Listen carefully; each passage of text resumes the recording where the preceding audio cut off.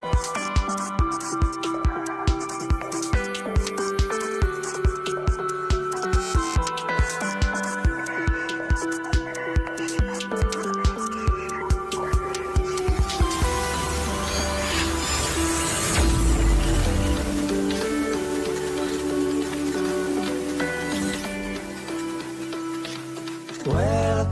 to Banten.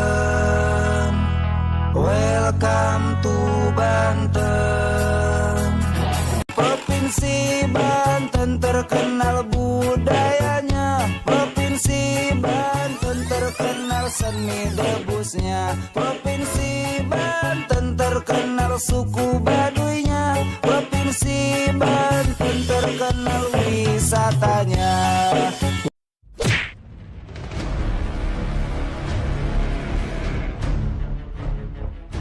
Banten Provinsi 1000 Kiai Sejuta Santri. Itulah julukan yang masyhur untuk provinsi yang satu ini. Tak heran jika nama Banten terkenal di seluruh Nusantara, bahkan dunia internasional. Sebab ulama yang sangat masyhur bernama Syekh Nawawi Al-Bantani adalah kelahiran di Serang, Banten, yang sampai detik ini karya kitab-kitabnya rutin dikaji di berbagai pesantren hingga universitas di luar negeri. Provinsi yang dikenal dengan seni debusnya ini disebut-sebut memiliki paku atau penjaga yang sangat luar biasa. Berikut akan kami bahas 3 ulama paku Banten paling keramat yang masih hidup.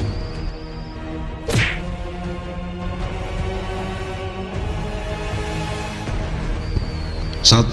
Abuya Syar'i Ciomas. Abuya Tubagus Ahmad Syar'i Ciomas, Banten, sosok ulama yang saat ini paling diakui keberadaannya sebagai himayah atau paku Provinsi Banten.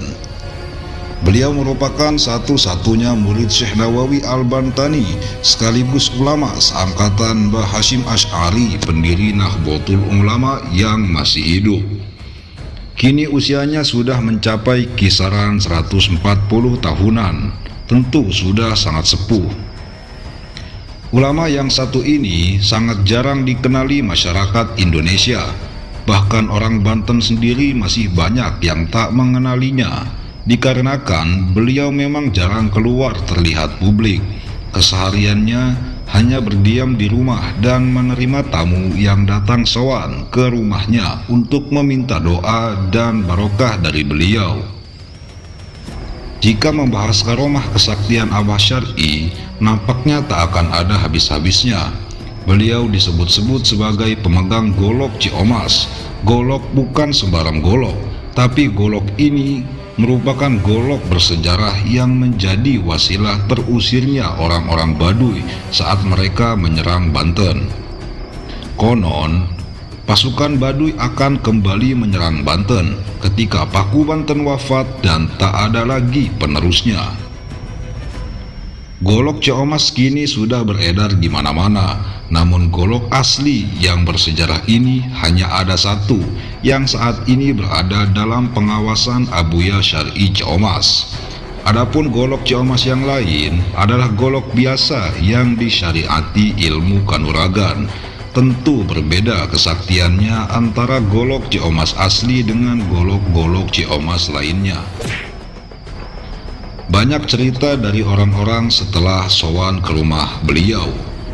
Ada yang dengan perasaan senang sebab diterima dengan baik oleh beliau. Tak jarang juga yang sowan justru dimarah-marahi oleh beliau. Mengapa? Semua itu tergantung niat kedatangannya masing-masing.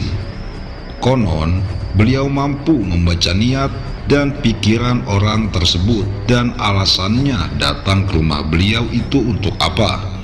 Jika orang itu sowan karena ingin meminta solusi masalah kehidupannya, beliau sudah terlebih dahulu tahu tentang apa masalah yang sedang ia alami itu.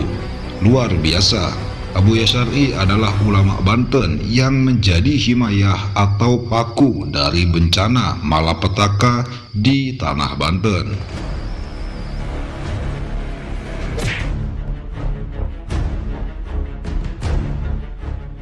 2. 2. Abuya Muhtadi Cidahu, Pandeglang, Banten. Beliau merupakan salah satu ulama yang diakui sebagai pakunya tanah Banten. Seorang ulama yang terdaftar dalam jajaran Mustasyar PBNU ini adalah seorang putra dari Abuya Dimyati Cidahu, Pandeglang. Ayahnya merupakan seorang waliullah yang sangat masyhur, tak hanya di Nusantara, namun juga dunia internasional. Dulu Abuya Dimyati pernah dipenjarakan oleh salah satu partai politik. Namun anehnya, ketika Abuya Dimyati di dalam penjara, semua penjaga lapas yang ada di situ selalu merasakan hal yang aneh, seperti muntah-muntah, sakit perut, dan buang air besar terus-terusan. Akhirnya dalam jangka waktu singkat, Abuya Dimyati dibebaskan dari penjara. Baik, kita kembali kepada sosok karismatik Abuya Muhtadi. Banyak murid-muridnya yang menyaksikan secara langsung karomah beliau. Salah satunya yang terkait soal banjir besar di sekitar daerah Serang belakangan ini, yang menghanyutkan banyak korban, bangunan, pepohonan besar, dan barang-barang berharga lainnya. Cerita ini saya dengar langsung dari salah satu murid beliau. Sebelum terjadi banjir besar di Serang, malam harinya Abuya Muhtadi melakukan ritual zikir yang cukup lama. Setelah usai berzikir, beliau keluar lalu berkata pada orang-orang yang berada di situ, "Banten geus teu katahanan deui ku aing." Artinya Banten sudah tidak dapat tertahan lagi oleh saya. Orang-orang yang berada di situ bingung, apa maksud Abah Muhtadi berkata demikian? Apa yang akan terjadi di tanah Banten ini? Biasanya kalau Abah berkata begitu, tak lama lagi akan ada hal besar yang akan terjadi di tanah Banten. Benar saja, keesokan harinya, sekitar waktu subuh Banten berduka. Khususnya yang berada di daerah Serang dan sekitarnya, terjadi banjir besar yang luar biasa, menghanyutkan cukup banyak manusia, bangunan-bangunan, pepohonan besar, dan barang-barang berharga lainnya. Sungguh luar biasa. Abuya Muhtadi adalah sosok ulama yang diakui sebagai himayah, penjaga sekaligus paku di tanah Banten.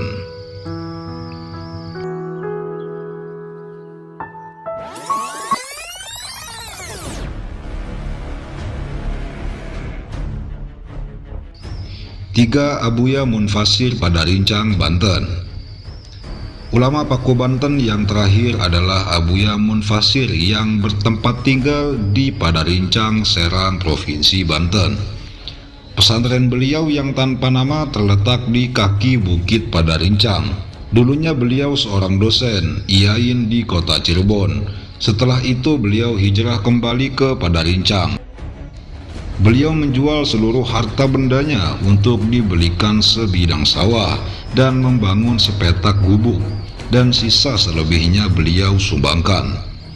Beliau pernah bercerita di saat krisis moneter, di mana keadaan sangatlah paceklik, sampai-sampai pada saat itu katanya, untuk makan satu biji telur saja harus dibagi 7. Abuya Munfasir hanya menerima santri laki-laki yang jumlahnya maksimal 40 orang saja. Akan tetapi belum pernah santrinya mencapai angka 40 orang.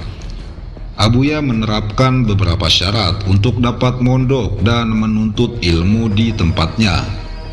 Salah satunya dengan tidak diperbolehkannya membawa apapun, hanya baju yang melekat di badan saja yang diperbolehkan untuk dibawa ke pondok beliau.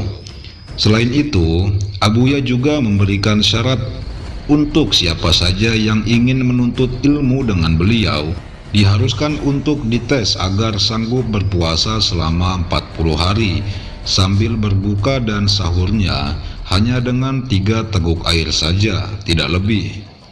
Setelah melewati taraf pengetesan ini, Abuya mengharuskan santri untuk berpuasa dengan umbi-umbian yang tidak diperbolehkan untuk dimasak atau terkena api.